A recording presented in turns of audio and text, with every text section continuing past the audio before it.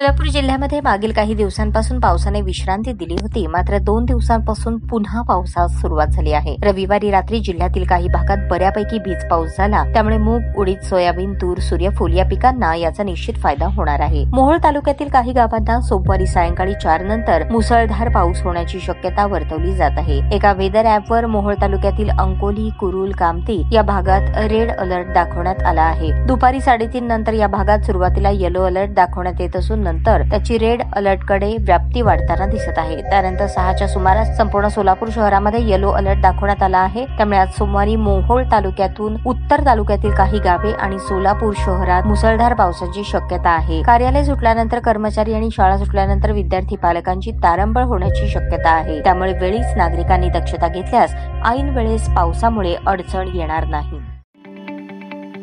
ताज्या बातम्या पाहण्यासाठी प्राईम महाराष्ट्र न्यूज चॅनलला सबस्क्राईब करा।